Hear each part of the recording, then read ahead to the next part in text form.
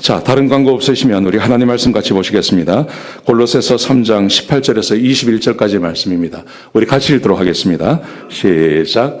아내들아 남편에게 복종하라. 주 안에서 마땅하니라. 남편들아 아내를 사랑하며 괴롭게 하지 말라. 자녀들아 모든 일에 부모에게 순종하라. 이는 주 안에서 기쁘게 하는 것이니라. 아비들아 너희 자녀를 노엽게 하지 말지니 낙심할까 함이라. 아멘. 예, 이 말씀은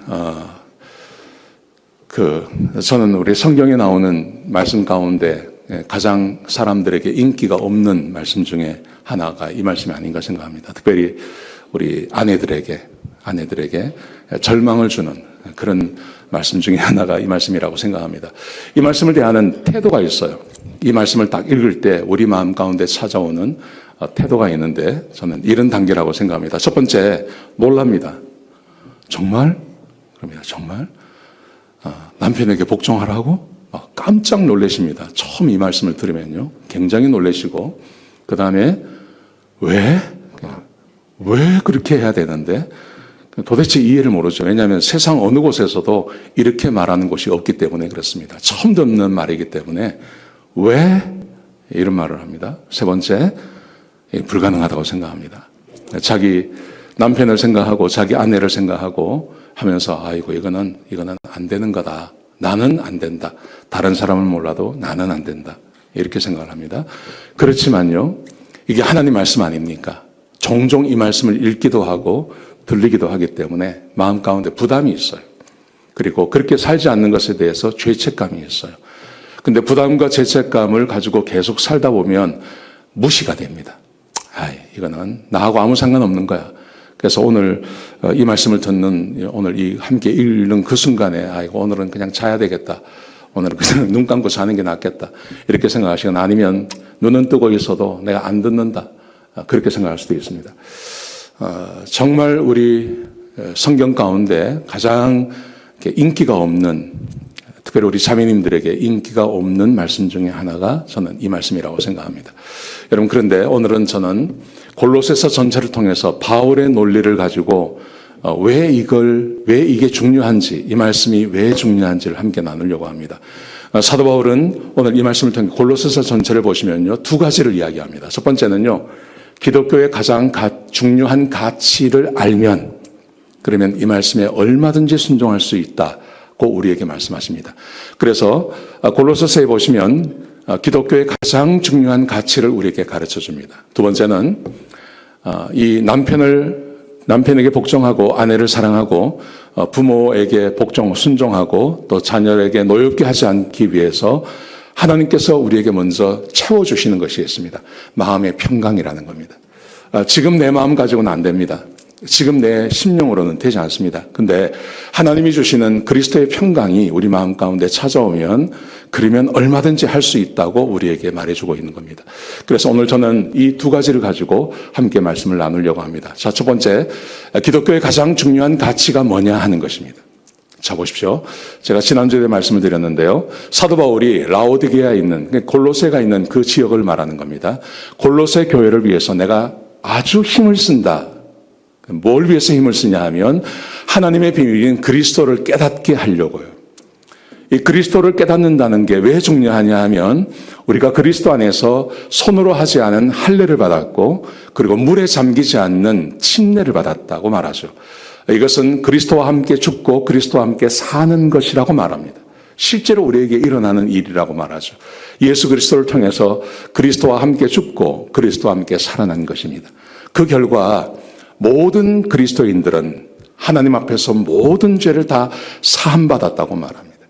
여러분, 이것이 그리스도 안에서 우리가 얻게 된 것입니다. 모든 죄를 다 사함받게 된 거예요. 이게 구원이죠. 이게 예수께서 우리에게 해주신 것이죠. 자, 그런데 이 고린도 교회, 골로새 교회 가운데 어떤 문제가 있었냐 하면 사람들이 이단이 들어오고 그리고 유대인들이 들어옵니다. 그래서 사람들에게 자꾸 이상한 말을 하고 속이려고 하는 것입니다. 이렇게 이야기를 합니다. 철학과 헛된 속임수로 너희를 사로잡을까 주의하라. 복음만 선포되는 게 아니라 교회 안에 다른 헛된 속임수, 철학, 세상의 전통, 그 다음에 초등학문 이런 것들이 교회 가운데 편만하게 퍼져 있는 것입니다.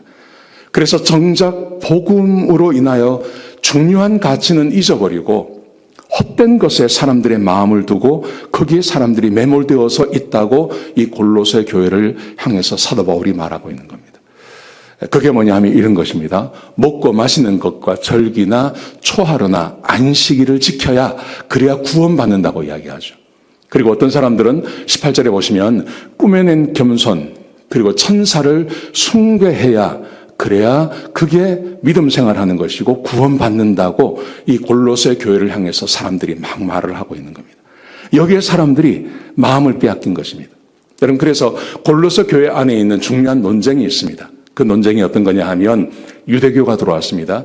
영재주의가 들어왔습니다. 그리고 각종 이단이 교회 가운데 들어와 있었습니다. 그래서 천사를 숭배해야 되고 절기를 지켜야 되고 무엇을 먹어야 되고 무엇을 먹지 말아야 되고 이런 것을 통해서 믿음 생활하는 것이라고 자꾸 사람들에게 이야기를 하는 것입니다. 진짜 중요한 것이 있는데요. 진짜 중요한 것은 빼버리고 중요하지 않은 것, 별것 아닌 걸 가지고 자꾸 교인들을 몰아가고 있는 것입니다. 저는 현대교회도 마찬가지라고 생각합니다. 현대교회의 논쟁이 있습니다. 굉장히 많은 교회 안에 논쟁이 있습니다. 이단의 논쟁이 있고요. 종교다원주의가 있고요. 교회 존재의 가치가 뭐냐는 것이 있고 굉장히 여러 가지 것이 있습니다. 여러분 그런데 진짜 교회가 해야 할 일이 이것이냐 하는 거죠. 이게 중요하지 않다는 말은 아닙니다. 이게 시대에 따라서 어떨 때는 이것을 가지고 교회가 싸워야 할 때도 있습니다. 그런데 이게 진짜 다냐 하는 것입니다. 폴 워시라고 하는 목사님이 계십니다. 이 목사님은 그 침례교 목사님이십니다. 침례교 신학대학을 졸업하시고 그리고 저기 페루에 가셔서 거기서 10년 동안 그 선교 사역을 하셨어요. 근데 이분이 10년 동안 선교 사역을 하시면서 하루에 10시간씩 성경을 봤다 그래요. 별로 할 일이 없었던 것 같아요. 그래서 하루에 10시간씩 성경을 보면서 이분이 성경 안에서 복음을 알게 된 거예요. 참 이상하죠? 목사님이, 선교사님이 성경을 하루에 10시간씩 공부하면서 거기서 드디어 복음이 뭔지를 알게 된 거예요. 그래서 10년 동안 선교사 하시다가 이걸 깨닫고 선교사 그만두시고 다시 미국으로 들어오셨습니다. 미국에 들어오셔서 미국을 깨우는 일을 지금 하고 계십니다. 여전히 하고 계십니다. 이분이 책을 쓴 건 아닌 거예요. 이분이 설교한 내용인데 그 설교한 내용이 책으로 나와 있습니다. 제목이 뭐냐 하면 현대교회를 향한 10가지 기소장이라는 것입니다. 여러분 기소장이라는 것은 검사가 하는 것입니다. 이 사람의 죄가 있으니 이 사람을 벌 주어야 합니다 라고 말하는 건데 10가지 기소장이라는 것은 10가지 교회의 죄악을 이야기하는 겁니다. 이런 것입니다. 성경의 충분성에 대한 실질적 거부. 성경만 충분한데 성경으로 충분한데 그것으로 만족 못하고 있는 현대교회라는 거죠. 하나님에 대한 무지, 사람들의 죄를 지적하지 않음, 예수 그리스도에 대한 복음에 대한 무지, 이런 내용입니다. 근데 이 10가지 내용을 가만히 보면 크게 3가지예요. 첫 번째는 하나님의 말씀에 대해서 무지하다는 겁니다. 교회도 목사님도 하나님 말씀을 모른다는 거죠. 두 번째, 교회가 죄에 대해서 이야기하지 않는다는 겁니다. 세 번째, 복음에 대해서 교회가 무지하다는 것입니다. 이 3가지를 이야기를 해요. 말씀과 죄와 그리고 복음. 근데 한마디로 말하면요, 이게 말씀이에요. 현대교회의 가장 큰 문제는 하나님의 말씀에 대해서 무지한 것이 가장 큰 문제다 하는 거죠. 여러분, 교회의 가장 중요한 게 뭘까요? 교회의 가장 큰 가치는 뭘까요? 내가 교회에 와서 무엇을 기대하며 교회를 통해서 내가 어떻게 변화되어야 되고 내가 무엇을 해야 하는 것이 가장 중요할까요? 오늘 골로새서는요, 그것에 대해서 굉장히 중요하게 생각합니다. 아주 자세하게 이야기를 합니다. 보십시오. 가장 중요한 가치 3장 1절에 보시면 그러므로 라고 말합니다. 1장과 2장에서 예수 그리스도를 통해서 우리가 거듭났습니다. 거듭나서 하나님과 화목한 관계가 되었습니다. 그런데 마귀가 그리고 이단들이 교회에 들어와서 교회의 중요한 가치를 다 무너뜨려 버렸습니다. 그러므로 너희가 그리스도와 함께 다시 살리심을 받았으면 위의 것을 찾으라. 거기는 그리스도께서 하나님 우편에 앉아 계시느니라. 위의 것을 생각하고 땅의 것을 생각하지 말라. 위의 것을 찾으라고 말합니다. 땅의 것을 생각하지 말라고 말합니다. 위의 것, 땅의 것, 뭘 말하는 것일까요? 보십시오. 3장 5절에 보시면 그러므로 땅에 있는 지체를 죽이라. 곧 음란과 부정과 사욕과 악한 정욕과 탐심이니 탐심은 우상 숭배니라. 이것들로 말미암아 하나님의 진노가 임하느니라. 땅의 것이 뭐냐 하면 사람의 지체에서, 사람의 몸에서 자동으로 나오는 것을 말하는 것입니다. 음란, 부정, 사욕, 악한 정욕, 탐심, 이런 것을 통해서 하나님께서 진노하신다고 말씀하십니다. 너희도 전에 그 가운데서 살 때에는 그 가운데서 행하였으나 이제는 너희가 이 모든 것을 벗어버리고 곧 분함과 노여움과 악의와 비방과 너희 입에 부끄러운 말이라. 분노하는 것, 노여워하는 것, 악의를 갖는 것, 비방하는 것, 부끄러운 말을 하는 것, 이거 하지 말라는 말이죠. 이런 거를 하지 않는 것, 이것을 중요한 가치라고 말씀하십니다. 3장 9절에 보시면 너희가 서로 거짓말을 하지 말라. 옛사람과 그 행위를 벗어버리라. 버리고 새 사람을 입었으니 이는 자기를 창조하신 이의 형상을 따라 지식에까지 새롭게 하심을 입은 자니라. 우리는 옛사람을 벗어버리고 하나님을 닮은 새 사람을 입었기 때문에 거짓말하지 말고 악의를 갖지 말고 그리고 분노하지 말고 그리고 거짓말하지 말고 또 부정하지 말고 음란하지 말고 이렇게 하라고 말씀하시는 거예요. 그러면서 우리가 가져야 할 새 사람에 대해서 이렇게 말을 합니다. 그러므로 너희는 하나님이 택하사 사랑하고 거룩하고 사랑받는 자처럼 긍휼과 자비와 겸손과 온유와 오래 참음을 옷 입고 누가 누구에게 불만이 있든지 서로 용납하여 피차 용서하되 주께서 너희를 용서하신 것 같이 너희도 그리하라. 용서하고 긍휼을 베풀고 자비를 베풀고 겸손하고 온유하고 오래 참고 서로 용납하고 피차 용서하는 것. 악의를 가지고 살지 말고 이런 것을 하라고 이야기하는 거예요. 여러분, 이게 진짜 교회 안에서의 가장 중요한 가치일까요? 많은 분들이 이렇게 말합니다. 이거 도덕이라고 이야기를 합니다. 이거 별거 아니라고 이야기합니다. 그런데 그렇지 않습니다. 여러분, 성경이 말하는 하나님께서 우리를 구원하셔서 하나님께서 가장 원하는 것이 무엇인지를 찾아내고 그것을 교회의 가장 큰 가치로 삼아야 합니다. 보십시오. 로마서 1장 18절에 보시면 하나님의 진노가 불의로 진리를 막는 사람들의 모든 경건하지 않음과 불의에 대하여 하늘로부터 나타나나니 하나님의 진노가 임합니다. 하나님의 진노가 임하는데 하나님의 진노는 하나님의 백성에게는 임하지 않고 하나님의 백성이 아닌 사람들에게만 임한다고 말하지 않습니다. 불의로 진리를 막는 사람들에게 경건하지 않음에 임한다고 말씀하십니다. 그러면서 이렇게 말씀하세요. 1장 29절에 보시면 곧 모든 불의, 추악, 탐욕, 악의가 가득한 것, 시기, 살인, 분쟁, 사기, 악독이 가득한 것, 수근수근하는 것. 이런 것에 대해서 하나님께서 진노하고 계신다고 말씀하세요. 여러분, 그런데 말입니다. 예수님께서 말씀하시기를 마가복음 7장 20절에 보시면 또 이르시되 사람에게서 나오는 그것이 사람을 더럽게 한다고 말씀하세요. 사람에게서 그냥 사람이 태어나면 가르치지 않아도 마음에서 그냥 나오는 게 있다는 겁니다. 그게 바로 음란과 도둑질과 살인과 간음과 탐욕과 악독과 속임과 음탕과 질투와 비방과 교만과 우매함이니. 그러니까 사람의 존재라는 것은 어떤 존재냐 하면 하나님의 진노 아래에 있는 존재라는 거죠. 사람은 원래 이런 존재라는 겁니다. 하나님께서는 불의로 진리를 막는 자에게 임한다고 하셨는데요. 하나님의 그 진노하심이 이런 사람들에게 임하는 것입니다. 그런데 사람은 이것을 내어놓을 수밖에 없는 존재라는 거죠. 타락한 존재이고 하나님을 떠났기 때문에 마음에서 언제나 이런 악이 나오는 존재라는 거예요. 그래서 우리에게 구원이 필요한 것입니다. 그가 죽으심은 죄에 대하여 단번에 죽으심이요 그가 살아계심은 하나님께 대하여 살아계심이니 예수 그리스도에서 죽으시고 부활하셨는데 그 죽으셨다는 말은 죄에 대해서 죽으셨고 부활하셨다는 말은 하나님에 대하여 살아나셨다는 말입니다. 그래서 11절에 보시면 이와 같이 너희도 너희 자신을 죄에 대하여는 죽은 자요 그리스도 예수 안에서 하나님께 대하여는 살아있는 자로 여길지어다. 무슨 말입니까? 죄 짓지 말고 하나님께서 원하시는 삶을 살라는 말이죠. 이게 구원의 목적이라는 것입니다. 이것 때문에 하나님께서 우리를 구원하셨다고 말씀하시는 것입니다. 6장 12절에 보시면요. 그러므로 너희는 죄가 너희 죽을 몸을 지배하지 못하게 하여 몸의 사역에 순종하지 말고 또한 너희 지체를 불의의 무기로 죄에게 내어주지 말고 오직 너희 자신을 죽은 자 가운데서 다시 살아난 자 같이 하나님께 드리며 너희 지체를 의의 무기로 하나님께 드리라. 명령입니다. 명령. 우리가 구원받고 하나님의 백성이 되었다면 마땅히 우리가 살아야 할 삶의 모습이 있다는 것입니다. 그게 뭡니까? 죄의 지체가 되지 말고 하나님의 무기, 의의 무기로 살아라.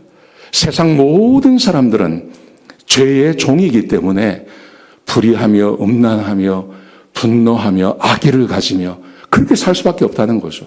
근데 구원받은 하나님 백성이라면 하나님의 의의 무기가 되어서 용서하고 받아주고 그렇게 은혜롭게 은혜 안에서 사는 삶을 사는 것이다. 이게 그리스도인의 가장 큰 가치라는 것입니다. 자, 이 시각을 가지고 이 본문을 다시 보시기 바랍니다. 아내들아, 남편에게 복종하라. 여러분, 이 복종이라는 말에 매이지 마십시오. 아내가 남편을 대하는 것이 반드시 복종만 하라는 말이 아닙니다. 뭘 하라는 것입니까? 죄의 노예가 되지 말고 의의 무기가 되어서 남편을 대할 때 비록 속썩이지만 내 속을 까맣게 태웠지만 처음에 연애할 때 생각하고 전혀 다른 인간이 지금 내 앞에 앉아 있지만 그런 삶의 어떤 그 상처 때문에 지금 남편에게 그렇게 대하는 거 아니겠습니까? 근데 그렇게 하지 말고 구원받은 하나님 백성처럼 용서함과 오래 참음으로 대하라. 이 말이죠. 19절 보십시오. 남편들아, 아내를 사랑하며 괴롭게 하지 말라. 사랑하고 괴롭게 하지 말라는 말이 무슨 말입니까? 사람의 본성 아래에 있는 음란과 온갖 죄악이 사람의 마음 가운데 있지만 그거 내려놓고 하나님께서 원하시는 대로 온유함과 오래 참음과 자비와 양선과 충성과 그리고 받아주는 마음으로 오래 참는 마음으로 대하라. 그 말 아니겠습니까? 그렇지 않습니까? 근데 만약에 말입니다. 우리가 지금 이 말씀을 대하는 것처럼 어떻게 남편에게 복종을 해? 나 이거 안 해. 그러면 무슨 말이냐 하면요. 내가 하나님의 의의 무기로 사는 것이 아니라 그냥 내 남편을 대할 때만 나는 여전히 죄악된 내 구원받기 전의 상태로 내가 남편을 대하겠다는 말입니다. 이게 가능하냐 하는 거죠. 가능하지 않는 거죠. 세상 모든 사람들이 그렇게 산다 하더라도 우리 그리스도인들은 이렇게 살 수 없는 거죠. 아멘이십니까? 이해가 되세요? 무슨 말인지?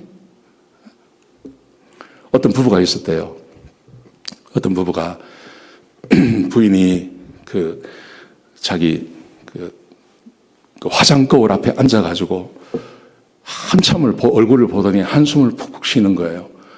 그러니까 이제 뒤에 남편이 보고 있다가 여보 왜 그래? 그러니까 여보 이 주름살을 봐. 이 주름을 봐.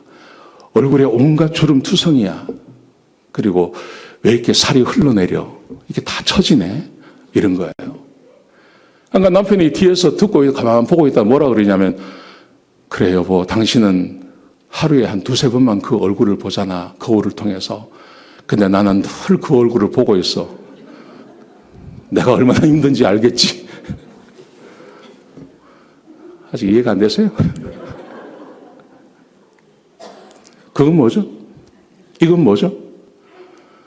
이거는 그 구원받은 하나님 백성의 마음이 아니지 않습니까? 또 이런 부부가 있었대요. 새 집을 샀어요. 새 집을 사서 이제 들어가는데 새 집이니까 거기에 새 가구를 다 집어넣은 거예요. 새 가구를 다 집어넣고 이제 첫 번째 탁자에 앉아서 식사를 하는 겁니다. 너무 기분이 좋은 거예요. 너무 기분이 좋은데 이제 식탁에 앉아서 함께 하는데 아무 말 안 하고 밥만 먹는 거예요. 두 사람이. 그래서 서로 생각하는 거예요. 아, 이것만 바꾸면 앞에 있는 이것만 바꾸면 완전히 새로워지는데, 이 생각하는 거예요. 이게 뭐죠? 지금 내가 하나 더 할까요? 하나 더 이야기해 드릴까요? 하나님께서 우리한테 아내들아, 남편에게 복종하라. 남편들아, 아내를 사랑하며 괴롭게 하지 마라. 라는 말이 그냥 저 한 말로 끝나는 게 문제가 아니라는 거예요. 그게 아니라는 거예요. 남편이 이제 그 20억짜리 생명보험을 7개를 들었대요. 7개를 들어놓고 자기 거를 7개를 들어놓고 이제 일을 열심히 하다가요, 너무 일을 해서 죽어버린 거예요. 남편이 죽으니까 아내가 얼마나 슬퍼요. 그러니까 이제 아내가 막 슬피 울다가 자기도 모르게 이제 본심이 나온 거예요. 여보, 당신 너무 멋진 놈이야. 그 말을 옆집 아저씨가 들은 거예요. 옆집 아저씨가. 그래서 그때부터 그 아저씨가 운동을 시작했다는 거 아니에요. 운동하는 그 남편을 보고 그 옆집 아줌마는 진짜 독한 놈이다, 저놈. 그렇게 생각했다는 거예요. 뭔 말인지 몰라요? 이게 대부분의 부부의 관계라는 거예요. 이게 지금 세상을 살아가는 사람들이 대부분의 부부의 관계라는 거예요. 근데 그럴 수밖에 없죠. 왜냐하면 내가 가장 믿었던 남편 아닙니까? 내 인생을 걸었던 남편 아닙니까? 내 인생을 걸었던 부인이잖아요. 근데 함께 살아보니까 그게 아니거든요. 온갖 상처를 다 받죠. 온갖 상처를 다 받고 살았지 않습니까? 그렇게 20년, 30년, 그래도 중간에 헤어지지 않고 여기까지 온 게 어딥니까? 근데 살기는 사는데 남편을 존경하지는 않아. 남편을 사랑하지는 않아. 같이 살기는 사는데 아내를 그렇게 귀하게 생각하지는 않아. 그냥 어쩔 수 없어서 사는 게 요즘 세상 사람들의 모습이라는 거죠. 근데 기독교인의 가장 큰 가치, 그 가치가 오늘 골로새서를 통해서 사도 바울이 우리에게 말하고 있는 것은 사람 안에 있는 본성으로 살지 말고 우리가 예수님을 통해서 거듭난 하나님의 백성이라면 하나님의 의의 병기가 되어서 살아야 하지 않느냐. 특별히 나에게 상처를 준 남편에게, 상처를 줬던 아내에게 그렇게 사는 게 우리 그리스도인의 삶이다라는 거죠. 동의가 되십니까? 그렇지 않습니까? 기독교의 가장 큰 가치가 뭔지 아셔야 됩니다. 우리가 이렇게 예배드리고 우리가 같이 하나님 말씀을 묵상하고 큐티를 하고 이렇게 하는데 그것이 무엇을 향해서 가고 있냐는 겁니다. 무엇을 향해서? 세계 교회의 연합을 위해서 가는 겁니까? 에큐메니칼 운동을 위해서 가는 겁니까? 그거 아니라는 거예요. 나의 변화라는 거예요. 나의 변화. 여러분, 그러므로 우리 그리스도인들은 기독교인이 가져야 할 최고의 가치가 무엇인지를 생각하고 특별히 내 아내와 내 남편에게 내가 어떻게 해야 될지를 내가 결정하고 내가 거듭난 하나님 백성으로서 내가 마땅히 그렇게 해야 된다. 이것으로부터 시작이 되어져야 됩니다. 만약에 이것을 목표로 삼지 않으면요, 우리가 주님 앞에 갔을 때 하나님 앞에서 뭐라고 대답해야 될지를 여러분들 생각하셔야 됩니다. 이게 큰 전제입니다. 전제. 자, 그렇다면 그 다음으로 가보시죠. 그럼 어떻게 이게 가능하냐는 거예요. 다시 보세요. 아내들아, 남편에게 복종하라. 이는 주 안에서 마땅하니라. 남편들아, 아내를 사랑하며 괴롭게 하지 말라. 이걸 어떻게 가능하게 하냐 하는 것이죠. 이것을 가능하게 하는 것이 뭐냐 하면 이겁니다. 그리스도의 평강이 너희 마음을 주장하게 하라.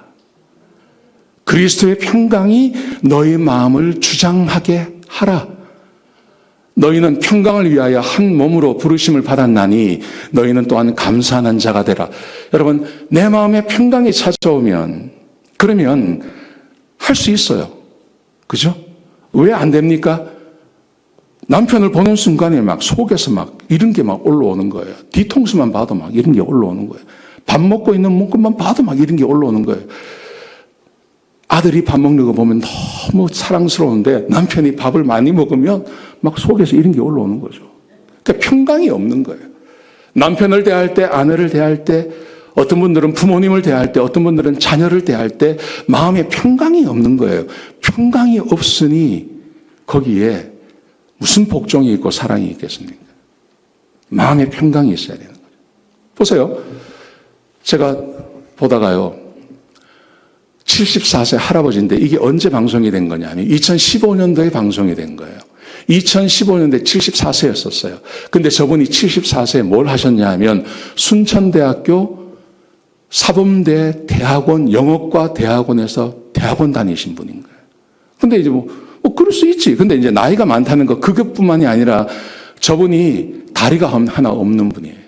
그리고 최종 학력이 국졸이에요. 국졸. 시골에서 태어나서 너무 가난해서 초등학교만 졸업하고 남의 집에 일하러 보내진 겁니다.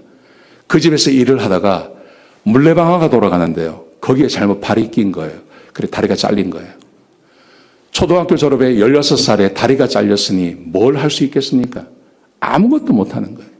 인생이 끝났다고 생각한 겁니다. 근데 그때 이분이 마음을 좀 추스려 가지고 내가 어떻게 살아야 되나라고 생각하고 그것을 찾기 위해서 어딜 찾아갔냐 하면 도서관을 찾아간 거예요. 서점을 찾은 거예요.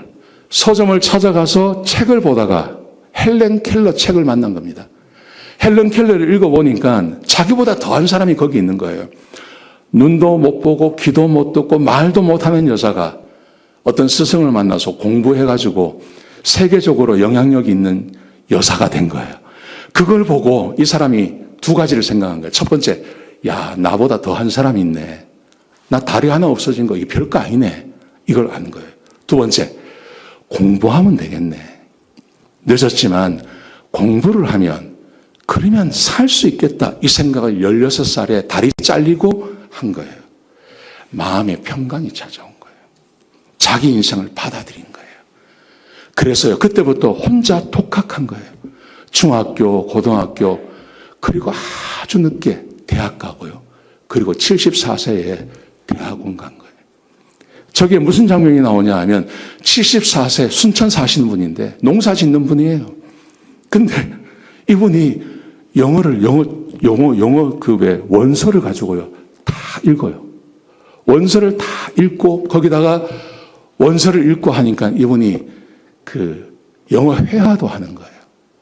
그러면서요, 이분이 세계 지도를 펴놓고 내가 이제 내 자식 다 키웠으니까 이제는 세계 여행하면서 살아야 되겠다 하고 어느 나라에 가야 되겠다는 걸 찍으면서 내가 영어도 할 줄 아니까 이제 세계 여행하고 다녀야지. 이러는 거예요. 사람을 살리는 것, 불가능하다고 생각한 것을 하게 하는 게 뭐냐 하면 마음의 평강이 찾아오는 거예요. 여러분, 그래서 보십시오. 본문을 보시면 골로새서 3장을 보시면 아내를 사랑해라, 남편을 사랑해라, 부모를 사랑해라, 자녀를 사랑해라. 그렇게 말씀하시면서 어떻게 사랑하라는 말이 없어요. 우리는 그저 하나님의 구원받은 백성이기 때문에 이 일을 해야 된다고 이야기하면서 그리고 어떻게 하라는 말이 없는데 딱 한마디가 있는 겁니다. 그리스도의 평강이 너희 마음을 주장하게 하라. 하나님의 평강, 이것을 구약에서는 그리스도께서 주시는 기쁨이라고 말하는 거예요. 내 마음에 평강이 있고 내 마음에 기쁨이 있으면 얼마든지 할 수 있는 것이죠. 그렇지 않습니까? 평강을 어떻게 얻을 수 있습니까? 세 가지를 이야기합니다. 하나님께서는 우리에게 평강을 주시기를 원하신다는 거예요. 이걸 믿으셔야 됩니다. 자, 보십시오. 이사야 57장 19절에 보시면 입술의 열매를 창조하시는 자 여호와가 말하노라. 먼 데 있는 자에게든지 가까운 데 있는 자에게든지 평강이 있을지어다. 평강이 있을지어다. 여러분, 하나님께서는 하나님의 백성들에게 평강을 주기를 원하십니다. 아멘. 예, 하나님은 원래 그러셨습니다. 아담을 지으신 다음에 아담에게 평강을 주셨습니다. 근데 아담이 하나님을 떠났을 때 평강이 사라지고 두려움이 찾아오지 않습니까? 두려움이 찾아온 그 사람을 하나님께서 찾아가셔서 다시 평강을 주기를 원하시는 거예요. 하나님은 우리에게 평강을 주기를 원하십니다. 요한복음 14장 27절에 보시면 예수님께서 말씀하십니다. 평안을 너에게 주노니 끼치노니 곧 나의 평안을 너에게 주노라. 예수님께서도 그의 제자들에게 평강을 주시기를 원하신다고 말씀하십니다. 그러므로 이 평강이 뭘까요? 이 평강은 사람의 평강이 아니라 하나님의 평강을 말하는 겁니다. 평안을 너에게 끼치노니 곧 나의 평안을 너에게 주노라. 아멘.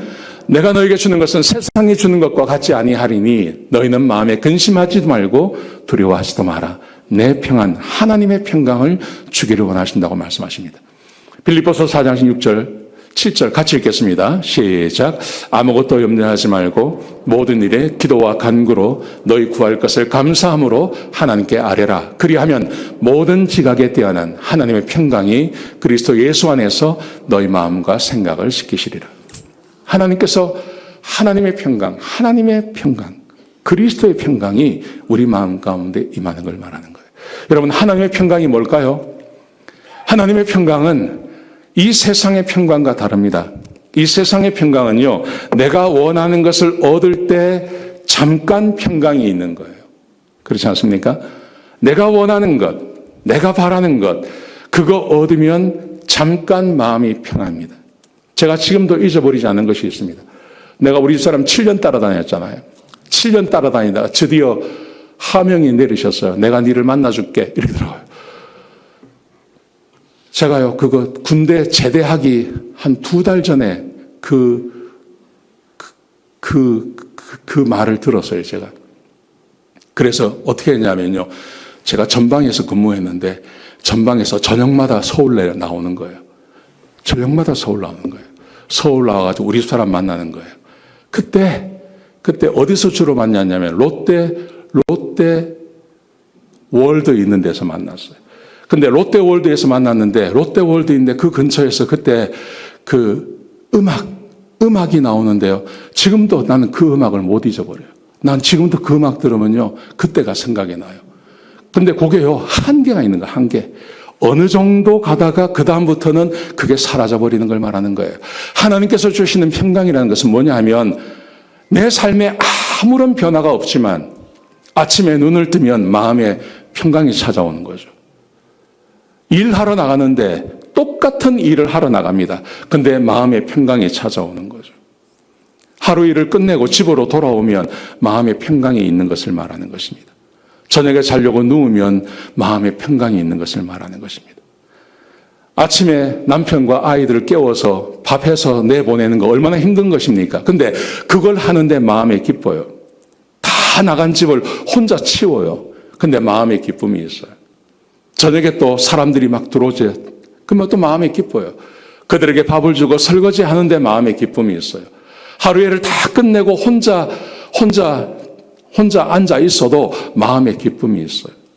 여러분, 이런 것이 있습니까, 세상에? 이런 거 없습니다. 그런데 하나님께서 이 기쁨을 우리에게 주시겠다고 약속해 주시는 거예요. 여러분, 이 기쁨을 우리 그리스도인들은 가져야 되는 거예요. 세상 사람들은 내가 원하는 것을 가질 때만 기뻐요. 그런데 하나님께서는 이 기쁨을 우리에게 주시겠다고 약속하시는 거예요. 여러분, 누구에게 이 기쁨을 주십니까? 하나님의 말씀에 비밀이 있는 거예요. 보세요. 제가 지나가고요. 자, 보십시오. 골로새 3장 15절에 보시면 그리스도의 평강이 너희 마음을 주장하게 하라. 너희는 평강을 위하여 한 몸으로 부르심을 받았나니 너희는 또한 감사하는 자가 되라. 그리고 16절에 보십시오. 평강을 이야기하시면서 16절에 그리스도의 말씀이 너희 속에 풍성히 거하여. 내 안에 평강이 있기 위해서는요, 하나님의 말씀이 내 마음 가운데 풍성히 거해야 되는 거예요. 하나님의 말씀이 우리 안에 거하는 거예요. 여러분, 솔로몬도 똑같은 이야기를 했습니다. 먹고 마시고 수고하는 중에 낙을 누리는 것, 이것이 그리스도의 하나님의 선물이라고 이야기합니다. 먹고 마시고 수고하는 중에 낙을 누리는 것이 하나님의 손에서 나오는 것이라고 이야기했습니다. 그냥 일상의 삶에서 기쁨을 누리는 걸 말하는 거예요. 그러면서 전도서 12장에 가면 그러므로 우리가 이 일의 모든 것을 들었으니 사람이 해야 할 것은 하나님을 경외하는 거라고 이야기해요. 하나님을 경외하는 것은 하나님의 말씀을 사랑하는 걸 말하는 것입니다. 하나님 말씀을 날마다 읽고 묵상하고 그렇게 하루하루를 살아가는 겁니다. 그냥 특별한 것이 아니라요. 그냥 아침에 눈을 뜨고 하나님 말씀을 읽고 그 말씀 붙잡고 묵상하고 이게 무슨 말씀일까? 나에게 오늘 무슨 말씀을 주시나 하고 그 말씀을 붙잡고 내가 기도하고 그리고 하루를 살아가는 겁니다. 이걸 그냥 반복하시면요. 내 마음 가운데 나도 모르게 하나님께서 주시는 기쁨이 있어요. 그 안정감을 하나님께서 마음 가운데 확 부어주시는 거예요. 이걸 해보신 사람만 아는 겁니다. 이것은 해본 사람만 압니다. 이걸 해보지 않는 사람들은 아니 하나님 말씀 읽는 것도 그게 짜증나고 그게 힘든데 무슨 마음의 평강이 난 그 생각만 해도 짜증이 나는데 막 이렇게 생각합니다. 그런데 한번 해보십시오. 말씀을 읽고 말씀을 묵상하고 한번 해보십시오. 그러면 나도 모르게 내 마음 가운데 마음에 기쁨이 있어요. 안정감이 있어요. 그게 염려가 되지 않아요.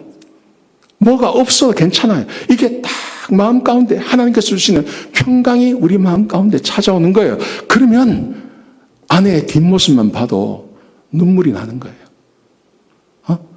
아내의 뒷모습, 남편의 그 뒷모습을 봐도 마음이 짠한 거예요. 하나님께서 주시는 마음의 평강이 그것을 가능하게 하는 거예요. 아멘이십니까? 예. 이 좀 하셨으면 좋겠습니다. 그렇게 하나님 말씀을 배워나가셨으면 좋겠습니다. 매일같이 묵상하셨으면 좋겠습니다. 오늘 묵상에 가셔서 이 세 가지를 나누십시오. 첫 번째, 오늘 설교 듣고 적용할 부분 뭔지 한번 보십시오. 오늘 설교 듣고 적용할 부분. 두 번째, 최근에 큐티를 통해서 받은 은혜가 있다면 그 은혜를 좀 나누십시오. 큐티를 전혀 안 한다. 그러면 큐티 하는 사람들의 이야기를 들어보시기 바랍니다. 세 번째, 삼겹줄 기도 파트너를 정하시기 바랍니다. 오늘 목장에 가셔서 이 세 가지를 꼭 하시기를 부탁드립니다. 아멘.